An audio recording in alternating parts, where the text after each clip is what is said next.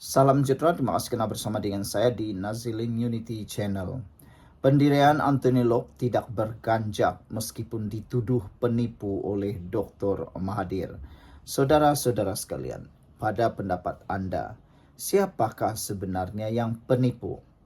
Tun Mahathir kah atau anggota kabinet yang dilantik oleh Tun Mahathir? Adakah ahli kabinet ini yang menipu ataupun Mahathir sendiri yang menipu? Siapa yang paling berpotensi menipu? Ahli kabinetnya ataupun Tun Mahathir? Meskipun dituduh sebagai penipu oleh mantan Perdana Menteri Tun Dr. Mahathir Mohamad, Menteri Pengangkutan Anthony Lok Siu Fook tidak berganjak daripada pendiriannya bahwa tiada maklumat diberikan kepada jemaah menteri berhubung isu kedaulatan Batu Putih, Batuan Tengah dan Tubir Selatan pada tahun 2018. Lok menegaskan bahawa mesyuarat umum dan Dr. Mahathir wajar membaca laporan Suruhanjaya Siasatan Diraja RCI secara keseluruhan yang mencatat kronologi dan latar belakang krisis kedaulatan tersebut.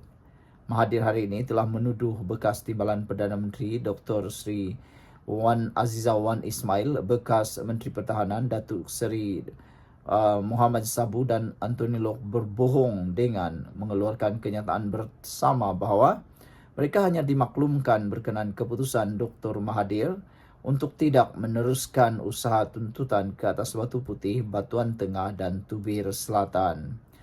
RCI menunjukkan kelemahan terbesar iaitu proses membuat keputusan dan langkah kehadapan ialah bagaimana keputusan tersebut dicapai. Untuk perkara penting yang melibatkan kedaulatan negara, prosesnya harus lebih terperinci, kata Locke kepada media selepas menyampaikan ucap pertama di persidangan Malaysia-China. Jujur kata, untuk kebanyakan anggota jemaah yang masyarakat pertama kami tidak tahu pun bentuk memorandum jemaah menteri. Selepas itu, kita mengetahui keputusan jemaah perlu dibuat berdasarkan kertas kabinet dan perlu melalui proses di mana semua kementerian dan agensi berkaitan memberikan maklum balas dan komen, kata Anthony Locke lagi. Sekian dulu untuk kali ini, jangan lupa tinggalkan komen Anda. Salam sejahtera, terima kasih karena bersama dengan saya di Nazilin Unity Channel. Semalam, ada satu laporan di Harapan Daily menulis bahawa Haji Hadi Awang dan Mahathir Mohamad bolehlah dikategorikan dengan kategori yang sama, yaitu Raja Kaki Spin. Ini apabila Norman Rezwan menulis artikel di Harapan Daily, katanya, apa-apa kenyataan daripada Tun Mahathir dan Haji Hadi Awang akan sentiasa berubah mengikut nafsu dan mengikut keperluan mereka. Kalau dulu tak boleh, hari ini dah boleh. Kalau dulu tak boleh, hari ini dah tak boleh. Kalau dulu ianya haram, sekarang lain pula ceritanya digunakan. Begitulah. Antaranya banyak perkara yang diuhurai, dibahaskan oleh Norman Rezwan dan banyak antaranya sangat relevan. Hari ini, satu lagi perkara yang mengejutkan kita apabila PAS menyatakan Najib patut dibebaskan terus, tak perlu tahanan rumah. Apa menyebabkan PAS menyatakan pendirian seperti ini? Adakah PAS sudah terlalu terdesak untuk berkuasa bagi membantu kluster Najib Razak? Adakah dengan ini mereka dapat menyangka bahawa penyokong-penyokong tegar Najib Razak akan beralih menyokong mereka? Bukankah sebelum ini Parti PAS adalah antara yang mahu sangat Najib diambil tindakan dan disiasat sehabis-habisnya? Kenapa sekarang ini tiba-tiba pula PAS kata Najib patut dibebaskan terus, tak perlu tahanan rumah? Baru-baru ini titah edendum telah dibahaskan di Dewan Rakyat sehingga salah seorang pemimpin besar dalam Perikatan Nasional cuba menjadi hero untuk memperjuangkan titah edendum itu, tetapi Anwar Ibrahim telah tampil menyokolahkan dengan padu sekali pemimpin parti tersebut. Kata Anwar Ibrahim, di mana kredibiliti Anda sebagai pemegang undang-undang? Bukankah Anda tahu bahawa mengulas sesuatu perbicaraan di dalam mana-mana media ataupun di mana-mana tempat adalah satu perbuatan yang salah, yaitu subjudis? Itu sebabnya Anwar kata, saya tidak mau komen kerana ianya bersifat subjudis. Seorang senator PAS berkata Datuk Seri Najib Razak tidak sepatutnya diberikan tahanan rumah, sebaliknya perlu dibebaskan sepenuhnya. Inilah yang mengejutkan kita semua. Bagi Anda semua, apa pendapat Anda? Setujukah Anda dengan kenyataan seorang senator PAS ini yang mengatakan Najib Razak tidak sepatutnya diberikan tahanan rumah, sebaliknya perlu dibebaskan sepenuhnya? Ramai netizen sebenarnya yang kurang setuju dengan cadangan ini. Anda bagaimana? Nick Abdul Aziz berkata, pendirian beliau kini bertambah teguh bahwa perbicaraan Najib adalah perbicaraan sengit kerana bekas Perdana Menteri itu tidak diberikan hak membela diri dengan sempurna. Beliau menyatakan pendiriannya di media sosial selepas lama berdiam diri daripada mengulas isu itu. Saya ditanya mengapa lama diam isu Datuk Seri Najib Razak. Saya jawab kerana pendirian saya kekal sama atau mungkin tambah teguh, katanya lagi. Ia perbicaraan sengit. Datuk Seri Najib Razak tidak diberikan haknya untuk membela diri dengan sempurna, katanya lagi. Saya tidak cadangkan beliau diberi tahanan rumah. Hak beliau adalah bebas sepenuhnya, katanya dalam satu hantaran di Facebook semalam. Mempertahankan hujahnya supaya Najib dibebaskan, Nick Muhammad Abduh berkata bukan kerana pemimpin UMNO itu terbukti tidak bersalah, tetapi beliau tidak diberi ruang pembelaan sewajarnya. Justru beliau mempersoal bagaimana pembuktian akan beraksi sempurna.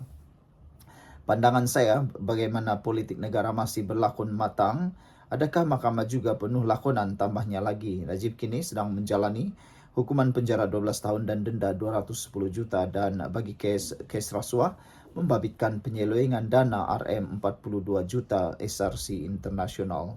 Sekian dulu untuk kali ini. Jangan lupa tinggalkan komen Anda. Salam sejahtera, terima kasih karena bersama dengan saya di Nazilin Unity Channel. Perikatan Nasional, parti paling bergolak sekarang, gabungan paling bergolak sekarang. Perkara pertama yang menyebabkan andaian penganalisis politik Perikatan Nasional bergolak ialah apabila Parti PAS melalui Bendahari Agung Perikatan Nasional Dr. Syamsuri yang telah pun letak jawatan secara tiba-tiba, dan beliau pula menyatakan memetik kepada kata-kata seorang pemain legenda bola keranjang Amerika Syarikat, iaitu melakukan perkara yang tepat walaupun kecil tepat waktunya, membawa maksud dan membawa kepada kemenangan yang sebenar. Selain daripada itu, menjadi tanda tanya juga apabila Wan Faisal tampil merayu supaya PAS tidak membakar kelambu kerana marahkan nyamuk. Menjadi persoalan juga ialah siapa nyamuk, siapa kelambu. Hari ini dalam gerakan, dalam Parti Perikatan Nasional, Gabungan Perikatan Nasional, ada satu-satunya komponen yang bukan Melayu di dalam itu, iaitu Parti Gerakan. Seperti yang kita tahu, Parti Gerakan boleh katalah hanya menumpang di Perikatan Nasional kerana tidak mempunyai kekuatan yang sebenar dan tidak mempunyai kerusi yang banyak. Selain daripada itu, Parti Gerakan dilihat tidak mampu menyaingi kekuatan parti-parti yang lain di luar Perikatan Nasional seperti MIC, MCA dan jauh sekali DAP.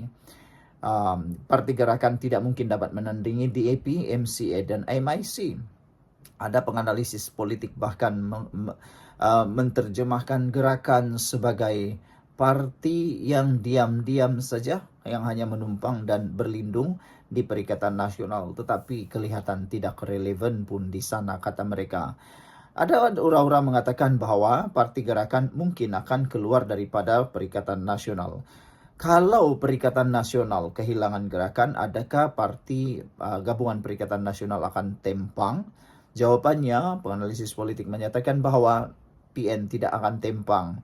Meskipun Gerakan keluar daripada Perikatan Nasional, tiada apa-apa yang akan berlaku. Kata netizen, pengulas politik, kata mereka, Gerakan ada di Perikatan Nasional sama ada ataupun tiada dalam Perikatan Nasional tidak membawa apa-apa maksud. Maksudnya, kau keluar pun tiada masalah, kau berada di sana pun tiada masalah.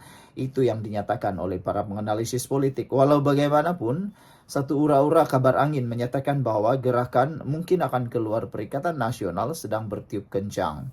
Adakah ini akan menjadi benar? Adakah berita kabar angin itu boleh jadi benar? Kerana di Malaysia, jangan silap, Di Malaysia, kabar angin selalu jadi benar, kabar yang benar selalu jadi kabar angin.